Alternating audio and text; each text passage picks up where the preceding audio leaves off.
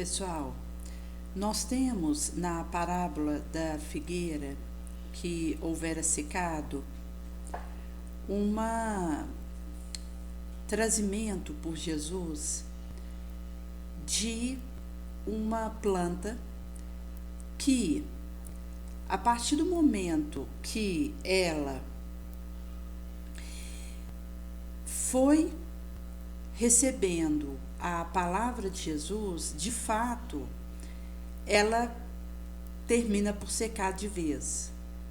Ao passo que, por um desejo do mestre, passando aí por entre roseiras, acontece o desabrochar de flores. Por isso que, como isso não vai ser dito no Evangelho segundo o Espiritismo, a parábola da figueira que secou, que eles houveram saído de Betânia, e aí Jesus teve fome. E aí ele viu essa figueira ao longe, houvera se encaminhado para ver se acharia alguma figueira ali, enquanto o fruto dela, o figo. E ao se aproximou, ele tinha achado apenas folhas, porque não era tempo de figos. Em sendo assim, se não é tempo de figo, se essa figueira vem a produzir, mostra que mesmo numa tempestade eu posso acontecer o florescimento de algo positivo. Em sendo assim, Jesus vai dizer para essa figueira que ninguém venha comer de ti qualquer fruto. E os discípulos estavam ouvindo essa máxima que ele disse, ali endereçando a figueira. No dia seguinte, eles fizeram o passamento ali próximo da figueira e viram que ela houvera secado até a raiz. Então Pedro se lembrou do que Jesus houvera dito e disse para ele como a figueira que ele amaldiçoou tinha secado. Então Jesus disse: tende fé em Deus. Aquele que disser a uma montanha, tira-te daí e se lança ao mar, mas sem hesitar no coração, no seu irmão, mas com fé firme de que tudo o que lhe houvesse dito aconteceria, verá que aquilo acontece mesmo. Agora, quando a gente traz a reflexão de uma figueira que seca, vai dizer aí de uma possibilidade que existe de eu aparentar a propensão para o bem sem produzir algo de bom substancial. Inclusive, se a gente pega, por exemplo, um orador que tem mais brilhantismo do que solidez e vai trazer um superficial verniz que é agradável para o ouvido, palatável para o gosto daquele que está ouvindo, mas não revela, quando você faz um perscrutamento, algo de substancial, inclusive quem ouve questiona o que de proveito realmente tirou daquilo que escutou, porque quando a gente se propõe a falar alguma coisa para instruir ou para ajudar, o móvel que tiver por trás da minha ação é que vai dizer do que eu estou transmitindo de fato. Porque quando existe qualquer laivo de orgulho, egoísmo, isso prejudica a minha vibração e aquele que me ouve se ressente da minha vibração malsã.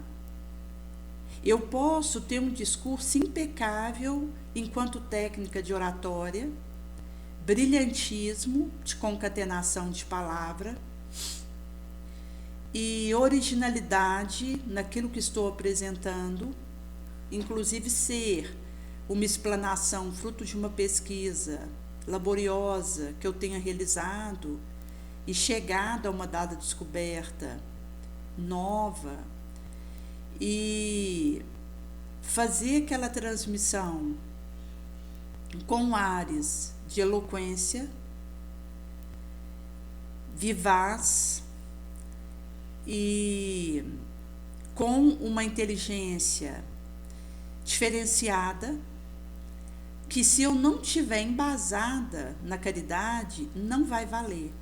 Porque aquilo que estiver emanando de mim vai ser de uma consequência ruim.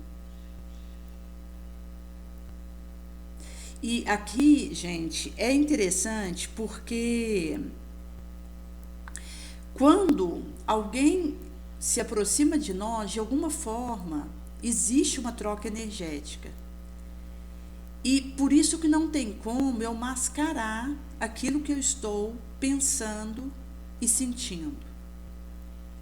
Nas interações entre as pessoas, quando alguém ela se demora nesse orgulho, nesse interesse criminoso, acaba que tudo aquilo que ele toca se contamina daquela situação. E por isso que vai ficando complicado a gente realizar um trabalho para Jesus, porque não existe uma pureza e uma limpeza interna que viabilize a sua ação. Porque qualquer laivo de interesse pessoal que eu traga e de egoísmo, vaidade, isso compromete o que eu estou realizando. Às vezes pode ser uma vibração insignificante até para mim. Até eu tenho uma perspectiva de ser fugidio, aquilo que está acontecendo comigo. Mas, se é algo que eu estou cultivando dentro de mim, vai se derramar naquilo que eu faço. E é curioso, porque às vezes quando a gente está falando, por exemplo, um grupo de adolescentes, que sempre existe uma recomendação da gente trazer a nossa vivência, as nossas experiências, inclusive de queda, de fracasso, porque somos vulneráveis, imperfeitos, sujeitos a erro, que é algo que a gente está combatendo, falando da minha situação o tempo todo, tentando vencer a minha sombra. Mas quando a gente está ali, diante de um grupo de adolescente, trazendo algum tipo de informação, eu procuro trazer, às vezes, junto aspectos relacionados à minha vivência, às minhas falhas e às minhas lutas, porque isso facilita a concretização de associação de ideia na mente de quem está me ouvindo, para que ele possa, então, olhar para si com mais tranquilidade. Mas há momento em que, para você ter o fio da meada daquilo que você está colocando, você tem que ser mais objetivo. Até porque quando a gente fala, por exemplo, em contato com adolescentes, eles costumam ser questionadores e acabam que nos fazem uma sabatina, às vezes, de perguntas, que algumas delas valerão pela pergunta, outras perguntas a gente responde e outras ficam sem resposta. Porque a gente precisa manter o fluxo de concatenação, porque senão se perde o fio da meada. Mas, mesmo que eu não fale algo especificamente da minha vivência, a minha vibração diz do quanto eu estou aberta para ir ao encontro do outro, não como alguém que está acima, mas como alguém que está abaixo, porque ali é o Cristo que está usando aquele momento para levar algum consolo. E, ao mesmo tempo, poder transmitir uma vibração que possa ser de somar para quem está ali. Porque quando alguém tem todos os meios de ser útil e não é útil, tem sistema vazio, utopia, uma doutrina sem uma sólida base, porque aqui vai mostrar que está faltando a produtiva fé, essa fé que abala as fibras do mal, do coração, essa fé que transporta as montanhas, que começa aí com aquela semente de mostarda, mas que se torna gigante quando eu faço o cultivamento disso.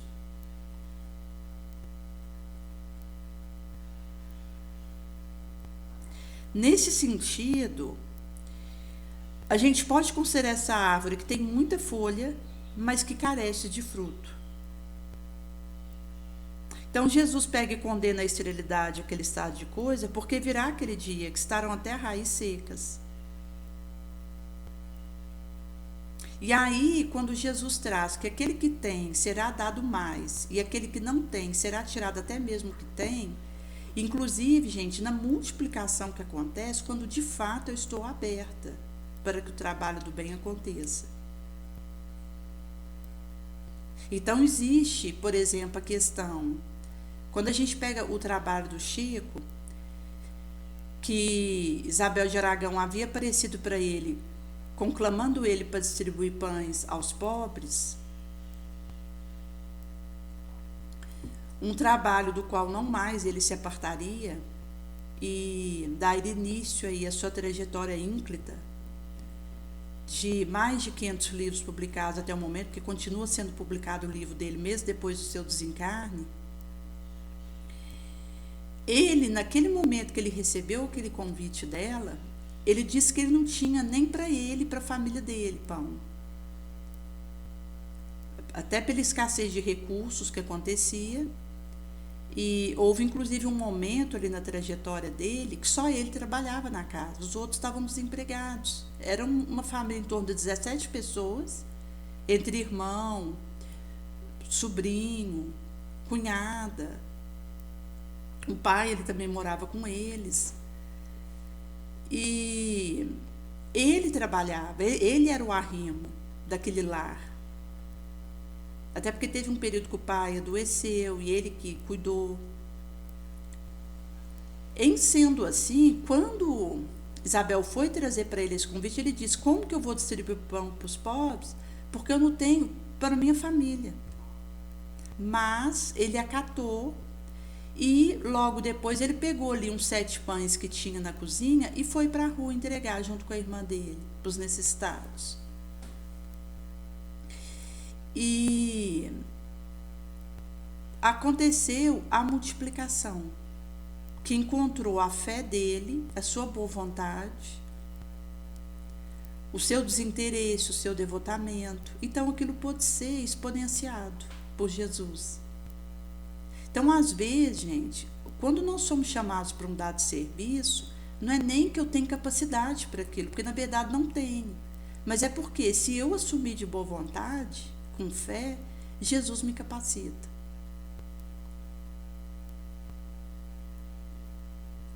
Nesse sentido, se a gente pegar, por exemplo, as doutrinas, os sistemas do orbe que não produzem algum bem para o orbe mesmo, eles cairão reduzidos ao pó.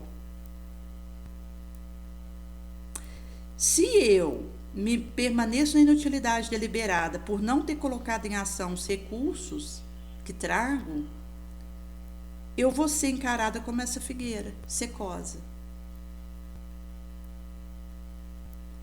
Nesse sentido, quando a gente considera, por exemplo, aquele que hoje está como trabalhador da última hora e ao mesmo tempo como trabalhador da primeira hora, porque nós estamos no período de transição planetária, e que estamos nesse momento de renovação, nós temos uma especialíssima missão que é produzir frutos que vão alimentar espiritualmente a outrem. Então a gente vê que se multiplica em número para que haja abundância de alimento. Então basta a gente olhar como está pipocando vídeos com doutrina espírita, áudios de oração, livros de todo tipo, porque quando a gente fala em livro, a gente pega todo tipo, seja um e-book, uma revista, um artigo, que aqui o diferencial é levar a instrução. Ou o próprio livro impresso. Então, nos seus diversos formatos, isso está multiplicando. que vai trazer para nós um chamamento que está acontecendo dos trabalhadores da última e da primeira hora, e que isso está sendo distribuído pelo orbe, a fim de que não haja deserdades em qualquer ponto que for, e para mostrar que todos são chamados. Agora, eu posso desviar da providencial objetivo que a faculdade me foi concedida. Se eu emprego isso em situações fúteis, querelas, em questões prejudiciais, se eu coloco a serviço de mundanos interesses. E aí vai dizer que, em vez de produzir salutar fruto, isso dá um fruto mau. E também quando eu, deliberadamente, me recuso a utilizar isso em benefício da coletividade, e também se eu não tiro proveito disso para mim. Porque, tipo, o primeiro ouvido mais próximo do que eu estou falando é o meu. Isso significa que aquilo que está sendo dito, eu preciso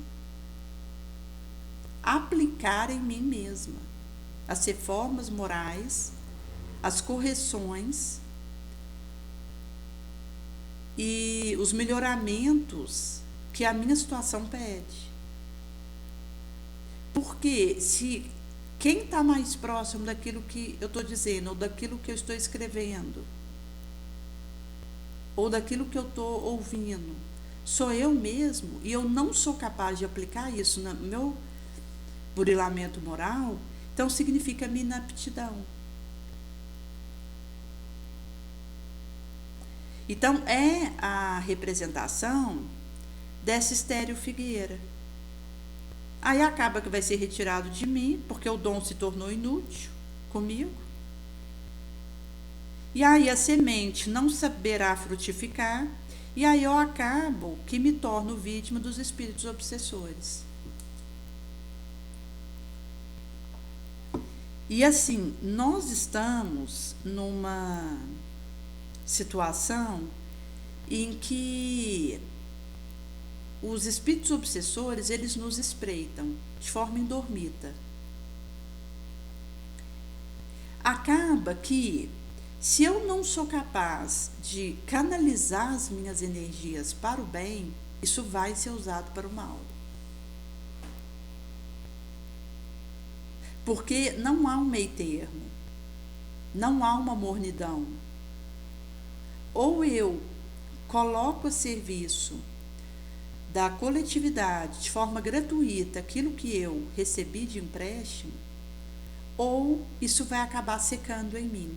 E eu não vou poder realizar o bem que poderia com isso comigo. E nesse sentido, quando a gente fala, por exemplo, a questão da fé, ela não pode ser entorpecedora, ela tem que ser ativa. Então ela vela atentamente. Se a gente pegar a caridade e a esperança, elas são consequências da fé. Então a gente tem aí uma trindade.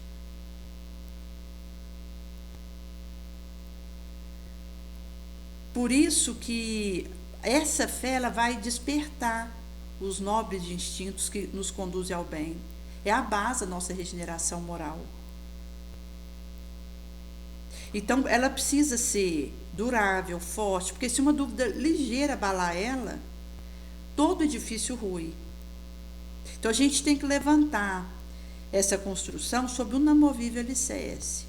Essa fé precisa ser mais forte que as zombarias dos incrédulos, do que os sofismas. Porque a fé, para ser verdadeira, ela precisa afrontar o ridículo dos homens. Nesse sentido, nós acabamos por ter essa atitude de sim, sim, não, não, e de falar quando devemos, mas calar também quando precisamos.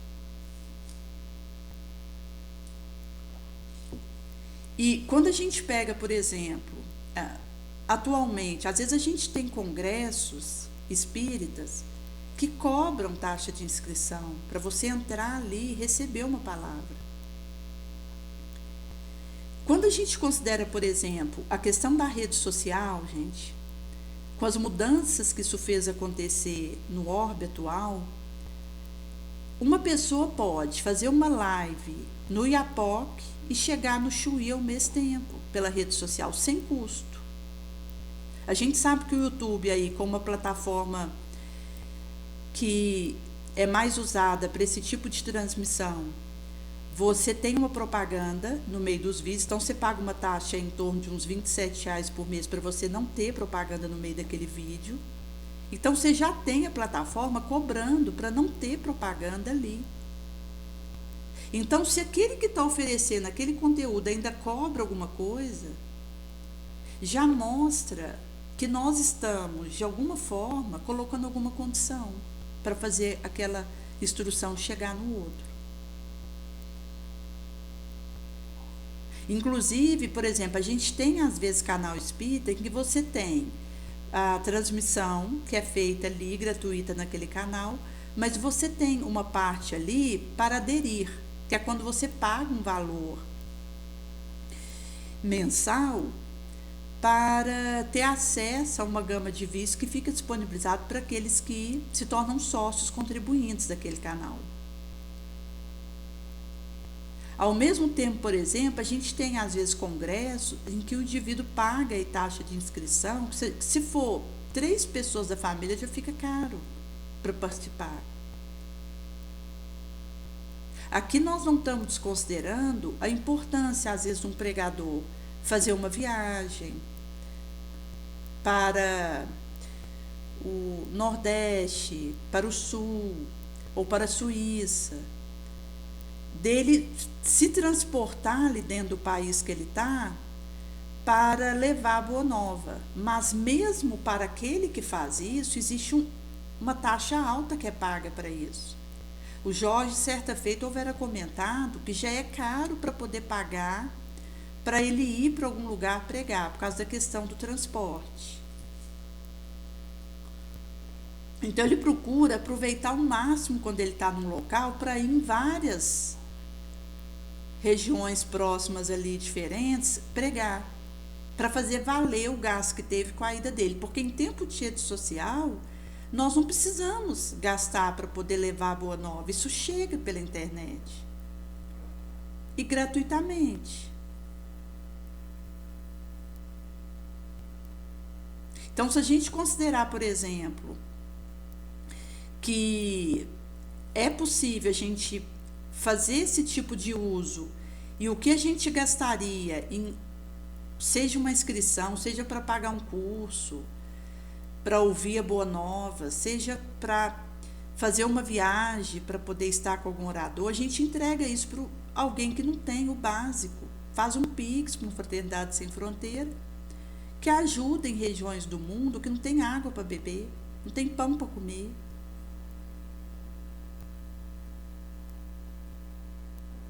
Então, acaba que quando a gente não toma cuidado, aqui entra a questão das necessidades de cada canal, até mesmo quando a gente fala aí das obras benemerentes que cada centro espírita faz, e essas arrecadações, muitas vezes elas são destinadas para obras de caridade, de auxílio do pão material, mas aqui é a cautela, porque o risco da gente começar a querer cobrar por aquilo que nós entregamos, ele acontece. E às vezes de forma sorrateira, subreptícia. E quando vê, eu já estou colocando alguma condição para entregar aquele conteúdo. Eu já estou atrelando algum tipo de apresentação para que aquilo seja doado. Ou até mesmo a citação. Porque se nós considerarmos a questão da Boa Nova, isso para o humano do Cristo, nem citações dos autores precisariam ser feitas quando a gente usa isso. Porque o servidor fiel, a alegria dele é semear e passar.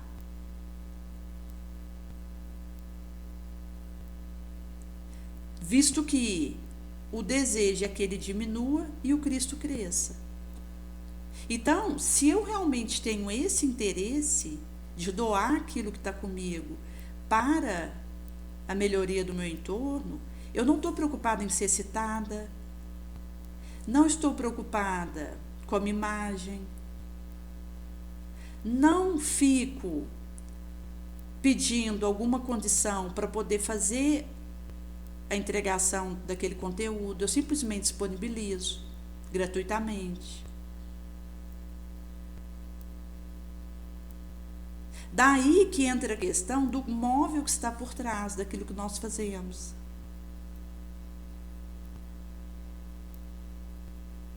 Porque se o meu interesse é doar, eu vou querer fazer de graça.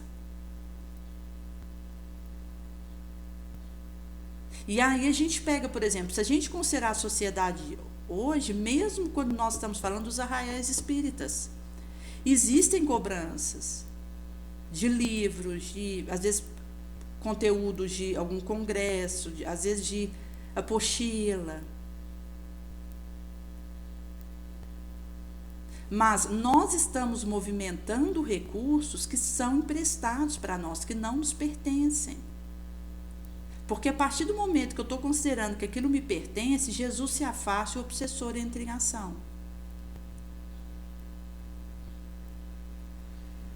Porque eu despertei ontem para o avanço.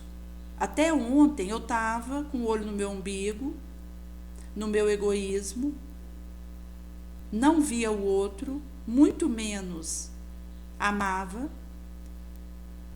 E acaba que depois de um despertamento em que eu sei que eu tenho muitos débitos para resolver, que eu trago de outras existências, situações que estão pendentes, que eu preciso dissolver isso com serviço no bem.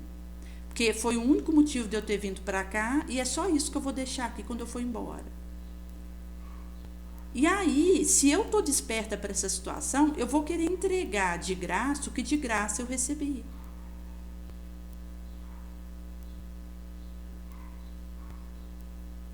Por isso que fala aqui, nesse recorte do Evangelho segundo o Espiritismo, dessa situação. Porque se nós não afrontarmos o ridículo em torno de nós, a gente não tem uma fé verdadeira. Se eu quiser nivelar por baixo e fazer porque todo mundo está fazendo, mesmo sendo errado, é porque, na verdade, a minha fé ainda não é inamovível. Ela está ao sabor da circunstância, do que é mais cômodo, mais fácil.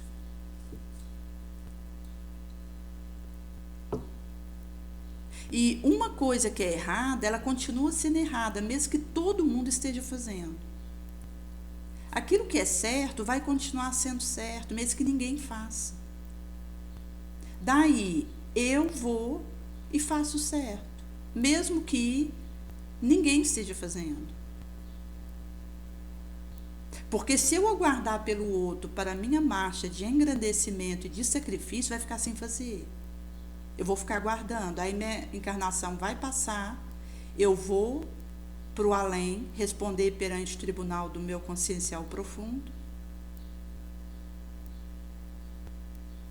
e encarar o meu tempo perdido. Então, nós não podemos esperar pelo outro na nossa marcha de sacrifício e engrandecimento, de elevação. Se eu já tenho um ajuizamento mínimo do que é certo, do que a minha consciência me pede, do para que eu estou aqui, da única coisa que eu vou levar comigo depois que eu sair daqui, cabe a mim ir e realizar isso.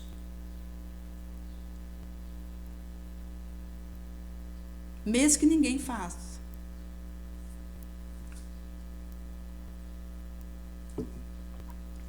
Por isso que quando a gente considera a sincera fé, ela é contagiosa, ela é empolgante. Ela vai se comunicar a alguém que não desejaria ter ela ou mesmo que não tem. Ela vai encontrar a persuasiva palavra que vai à alma, ao passo que a aparente fé usa de sonora palavra que deixa indiferente e fria quem escuta. Então a gente precisa pregar pelo testemunho da nossa fé, para que isso penetre em quem está ouvindo. Quando a gente prega pelo exemplo das nossas obras que realizamos, a gente demonstra o merecimento, o alcance da fé.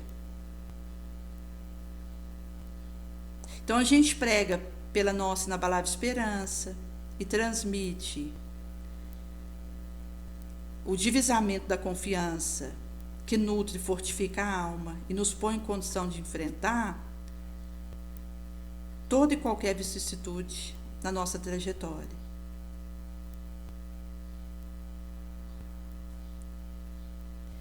Nesse sentido, nós precisamos esperar sem desfalecimento e crer, porque o milagre, ela é fruto da fé, ela é obra da fé. Então a gente vai seguir o conselho do benfeitor, mas compenetrado do fim, do objetivo que é apontado para nós e dos meios que nos são tragos para atingir isso.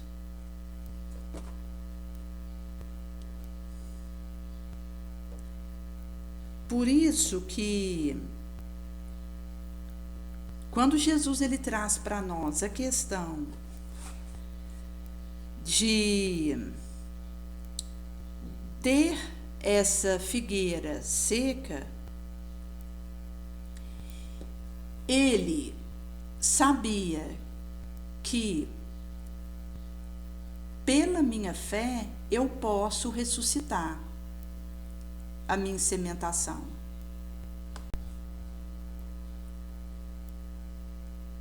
Por isso que ele vai dizer que precisa ser uma fé que não duvida. Aí eu não só vou dizer para a figueira seca para frutificar, ela vai frutificar, mas se eu disser para um monte, para ele ser tirado daí e ir em lançamento ao mar, vai acontecer.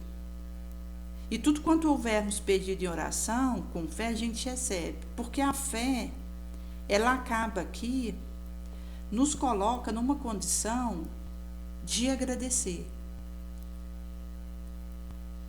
Aí a gente sai daquela situação de pedir para ser grato.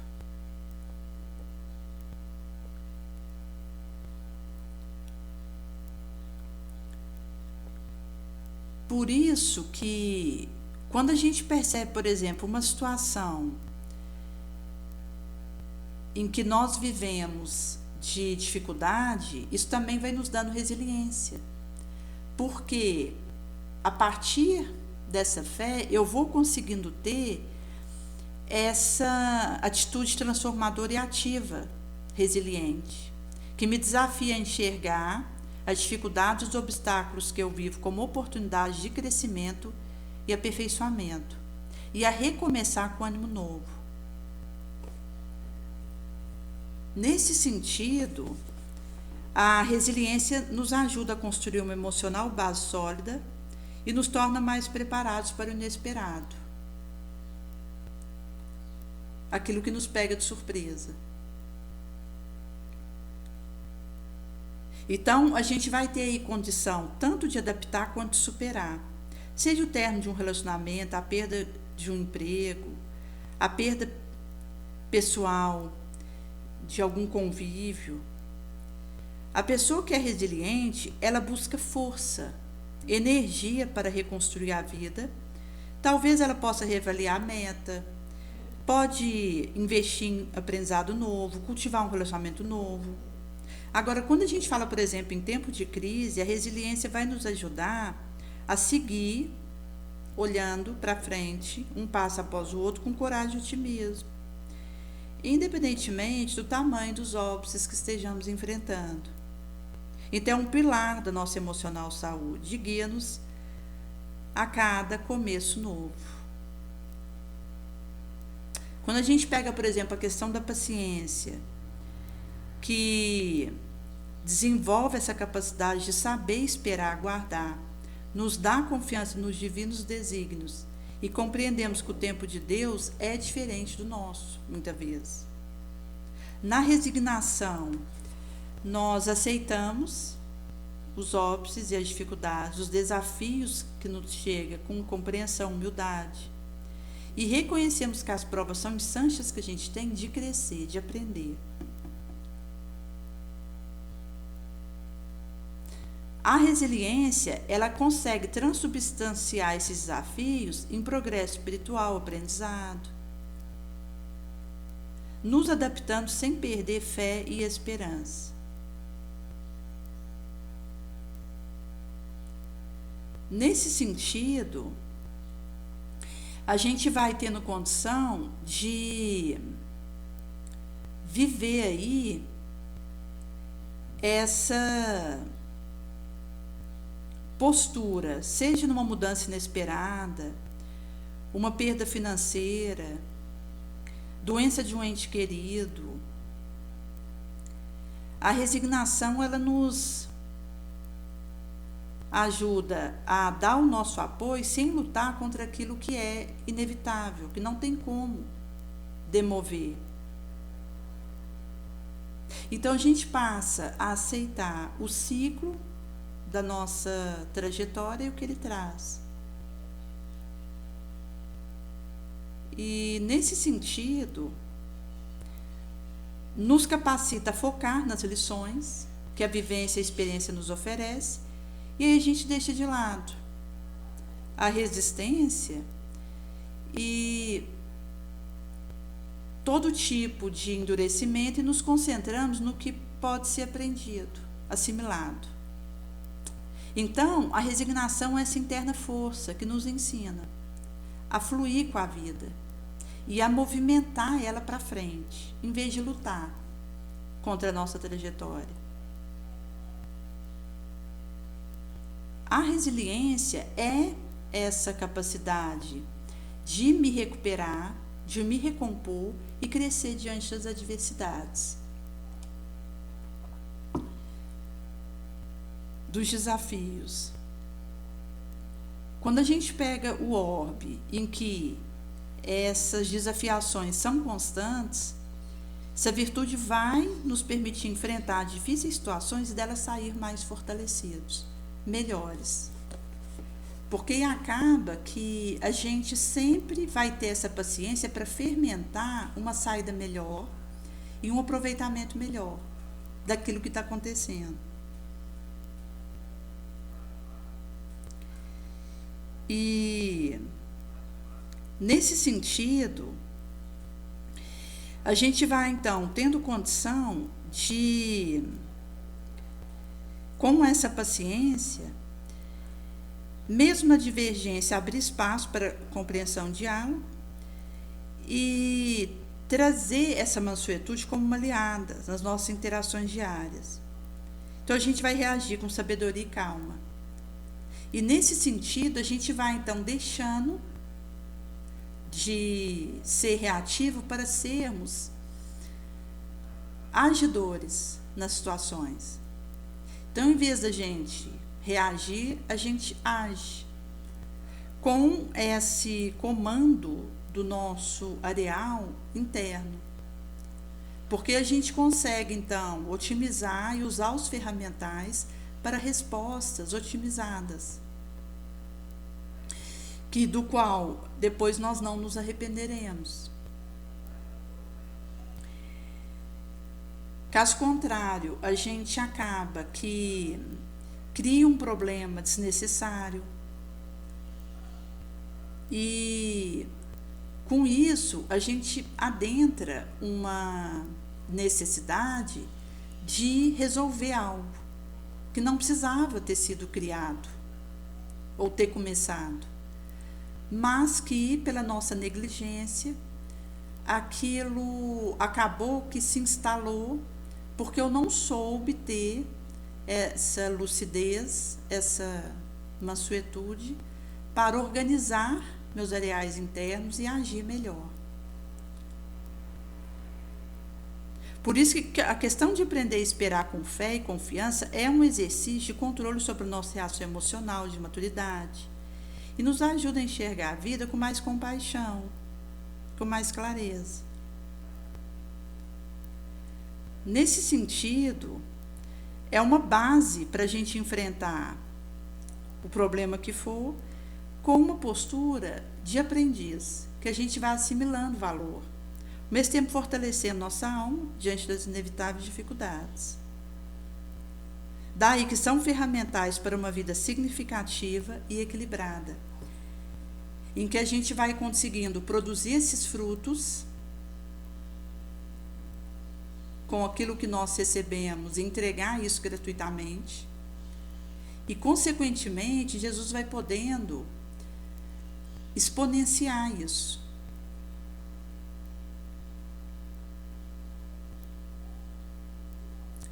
Inclusive porque na nossa interação entre nós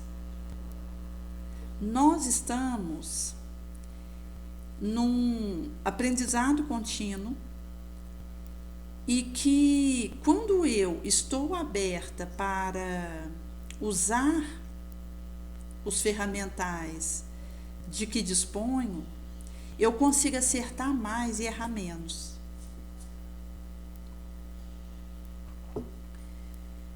E nesse sentido, eu acabo que, com o tempo, quando eu analiso aquilo que eu vivi, eu percebo que eu tive um aproveitamento melhor.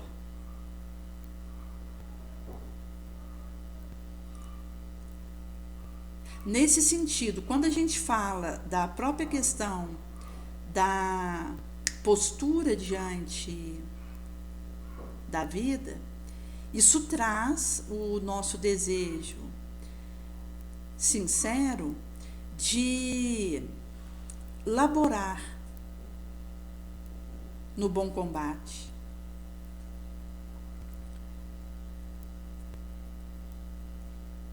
Por isso que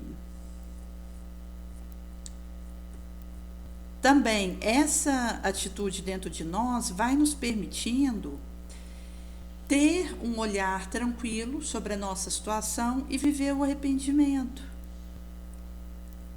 que vai nos ajudando a, com tranquilidade, percebermos aquilo que nós precisamos endireitar,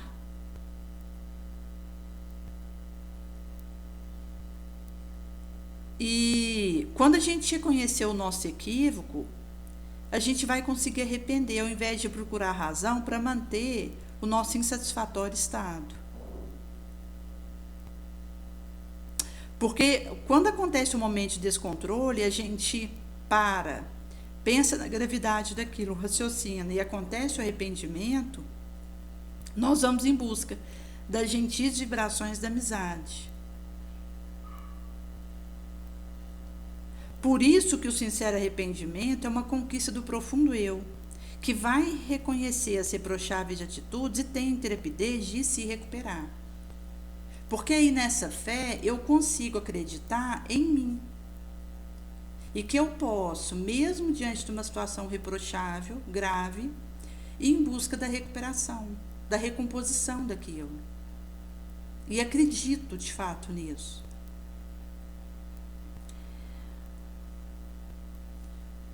Por isso que nós não deveremos postergar o instante de nos desculpar de algum equívoco, perniciosa situação, de algum tipo de agressão. Porque enquanto tiver diante de nós uma réstia de insancha, ainda é tempo de a gente se arrepender do mal que realizamos e irmos além, nos recuperando das consequências e dos desdobramentos disso. Por isso, cônsul Joana vai dizer, mesmo desalentado e triste, a gente vai mantendo o que a gente fez de bom, e isso vai resultando no melhor para nós mesmos. Porque a colheita sempre será consequência da semente que eu reproduzi e desenvolvi. Por isso que existem males, gente, que vão defluir da acolhida a manutenção das ideias más. Então, nós precisamos fazer a remoção disso e não dar atenção para infeliz lance e qualquer natureza de sensação perniciosa, e nem nos servirmos de fronteira para descabida acusação. A semente de luz, ela prosseguirá iluminando, clareando, mesmo se a gente sufocar ela, abafar. Se ela é de luz, ela consegue continuar levando aí o clareamento, essa tocha.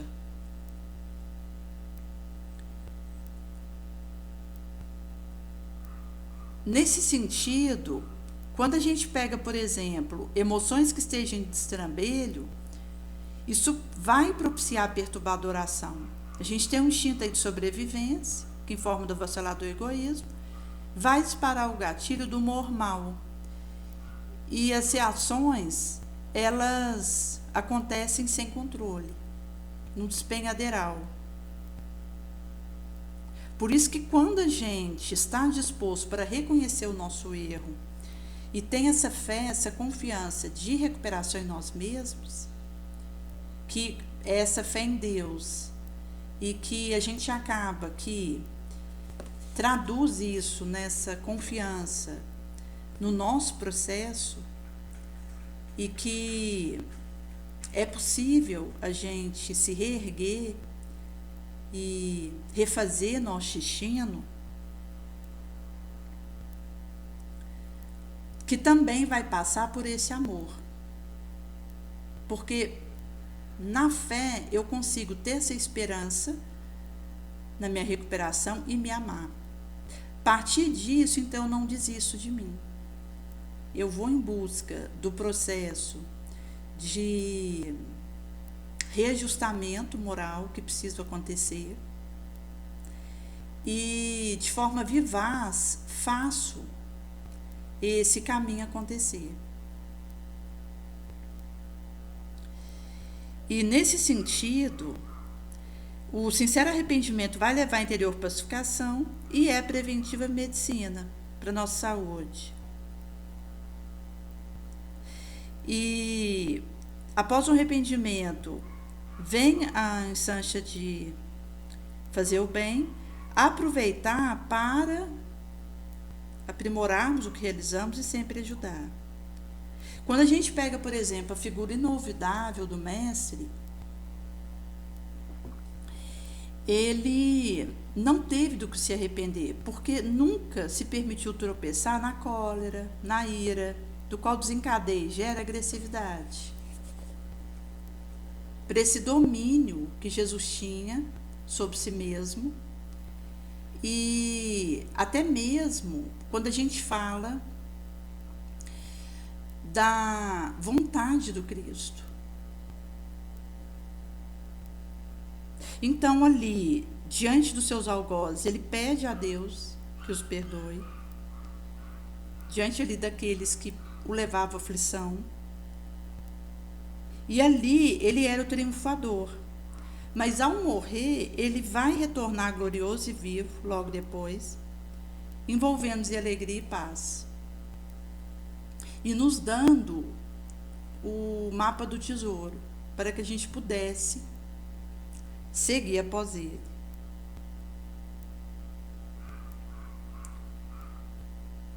Por isso, gente, que essa experiência, como isso não vai ser dito na revista Reformador desse mês,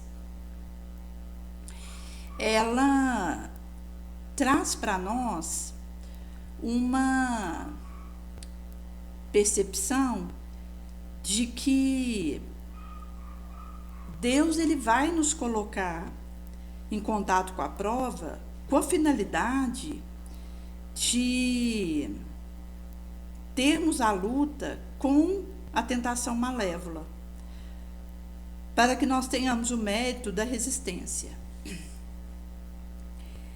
Nesse sentido, nós vamos precisar viver as experiências que nos provam, para que a gente, vivendo bem aquilo, construamos mérito. Porque acaba que vai ser dado a cada qual conforme aquilo que ele realizar.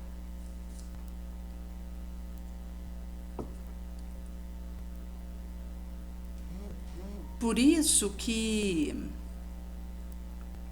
se nós considerarmos que as vivências que acontecem conosco, se elas nos encontram nessa fé sólida, nós conseguimos movimentar os recursos para bem viver aquela situação e, inclusive, resolver os nossos equívocos, sanar as nossas quedas e endireitar nossa trajetória, também é uma força que nos permite movimentar para dar conta da expiação e da prova. Visto que tem situações que nós seremos colocados em contato como teste para aferição de como eu estou movimentando aquilo que eu tenho, a forma como eu entrego isso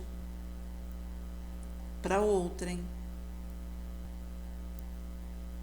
a maneira como eu escolho a minha energia,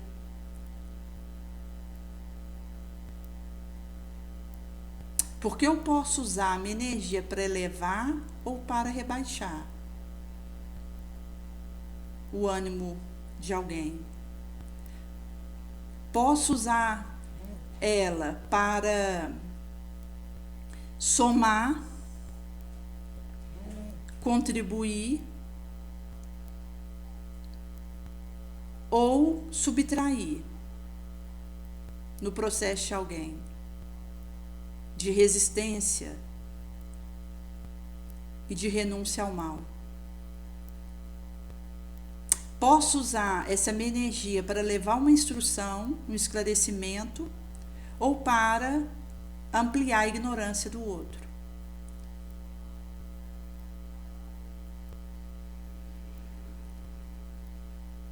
Posso usar isso para aliviar uma necessidade básica que o outro vive, ou para fazer isso piorar.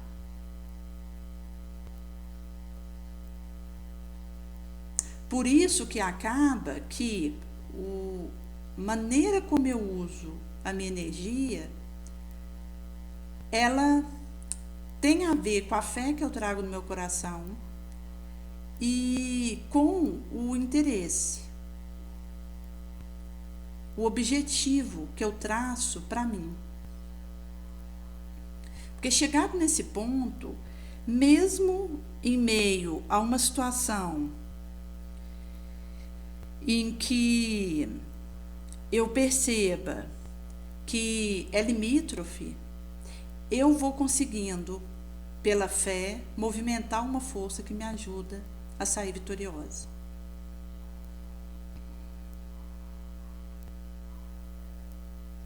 E, inclusive, gente, com aquilo que correlaciona com isso.